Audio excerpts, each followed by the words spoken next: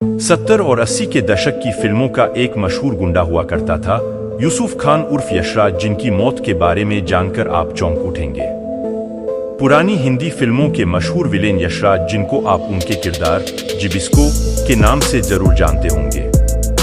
उनके दर्दनाक अंत के बारे में जानने से पहले हम आपको उनके यूसुफ खान से यशराज बनने की कहानी बताते हैं। अगर आपने उनकी फिल्में देखी होगी तो आपको भी जरूर लगा होगा कि वो भारतीय नहीं लगते थे। वो भारत में नहीं बल्कि मिस्र में पैदा हुए थे। 1 मई 1940 को जन्मे यूसुफ को बचपन से ही उन्हें फिल्मों में काम करने का शौक था। हिंदी फिल्में देखकर ही ये बड़े हुए तो शौक चढ़ गया। हिंदी सिनेमा में आने का 60 का दशक चल रहा था। वो करीब 25-26 साल के रहे होंगे। उन्होंने पैसा इकट्ठा किया और मिस्र छोड़कर सीधा चले आए भारत और पहुंचे माया नगरी मुंबई। ना तो उन्हें हिंदी आती थी और ना ही कोई जान पहचान थी। बस हीरो बनने के लिए भटकना शुरू कर दिया। हिंदी सीखने लगे और डायरेक्टर प्रोड्यूसर्स के ऑफिस से लेकर स्टूडियो के चक्कर काटने लगे। वहां लोग उनके गोरे चिट्टे और सुडौल शरीर को मुड़ मुड़ कर देखा करते, लेकिन काम कोई भी नहीं दे रहा था। करीब 2 साल तक ऐसे ही भटकते रहे। फिर किस्मत ने साथ दिया। ये बात 1967 के आसपास की होगी, जब डायरेक्टर गीत प्रिया की नजर इन पर पड़ी और उन्होंने अपनी फिल्म जंगल की हसीना में इन्हें हीरो बना दिया। ये फिल्म सुपर फ्लॉप साबित हुई और यूसुफ फिर से पहचान के लिए भटकने लगे। इतने सालों में उनकी दोस्ती कुछ फिल्मी कलाकारों से हो गई थी। उन्होंने सलाह दी कि अगर अपना नाम बदल लो तो शायद कुछ काम बन सकता है। उन दिनों बॉलीवुड सितारों के बीच फिल्मी नाम रखने का बड़ा चलन था। यूसुफ को भी ये बात समझ में आ गई और उन्होंने अपना नाम यूसुफ खान से बदलकर यशराज रख लिया। अब इसे इत्तेफाक कहे या नसीब, लेकिन नए नाम ने उनकी किस्मत सच में बदलना शुरू कर दी। उनको फिल्मों में रोल मिलने लगे। 1970 के आसपास महमूद एक फिल्म बना रहे थे। अमिताभ बच्चन और शत्रुघ्न सिन्हा को साइन कर लिया था।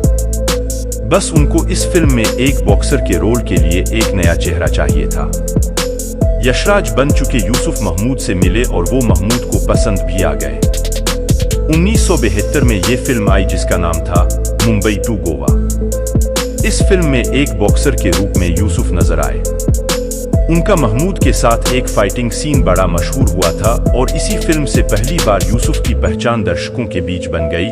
महमूद को तो वो इतने ज्यादा पसंद आ चुके थे कि उन्होंने अपनी अगली फिल्म गरम मसाला में भी उनको एक रोल ऑफर कर दिया।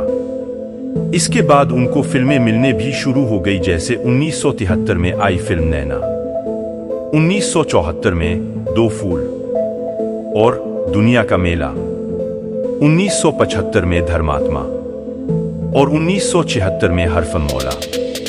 ये अलग बात थी कि आए तो वो हीरो बने थे, लेकिन रोल उनको नेगेटिव ही मिलते रहे। लेकिन 1977 में एक फिल्म आई जिसने उनकी पहचान ही बदल डाली। मशहूर डायरेक्टर मनमोहन देसाई ने एक दिन यूसुफ को बुलाया और बहुत ही महत्वपूर्ण किरदार यूसुफ को दे दिया। बस यही से यूसुफ की किस्मत का सितारा बुलंद हो गया। ये फिल्म थी अमर अकबर एंथोनी और इस फिल्म में यूसुफ को परवीन बॉबी के बॉडीगार्ड का रोल मिला था। फिल्म हिट हुई ही साथ यूसुफ का किरदार भी इतना ज्यादा हिट हो गया कि लोग इस फिल्म के बाद यूसुफ को जिबिस्को के नाम से ही जानने लगे।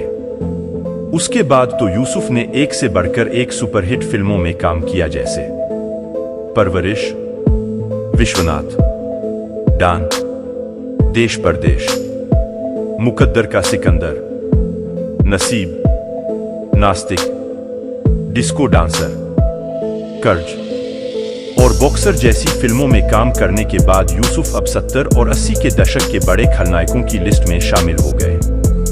उनका करियर अब हर साल एक नई उड़ान भरता जा रहा था। लेकिन एक दिन अचानक सब तबाह हो गया। यूसुफ खान ने भारत में ही शादी की थी फैजान नाम की एक लड़की से। दोनों के 3 बच्चे हुए, फराज, फेहिद और फतिया। सब कुछ बहुत अच्छा चल रहा था। साल 1985 की बात है। वो एक फिल्म की शूटिंग करने गए हुए थे। उस दिन सुबह से शूटिंग शुरू हो गई थी।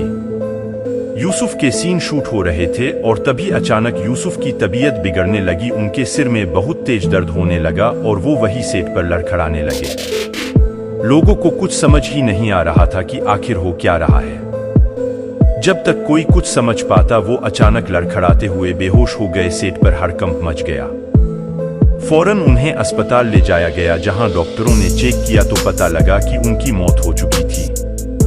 असल में उन्हें एक दिमागी बीमारी थी जिसकी उन्हें खबर ही नहीं थी और इसी बीमारी की वजह से उन्हें ब्रेन हेमरेज हो गया था और सिर्फ 45 साल की उम्र में इस अभिनेता की मौत हो गई।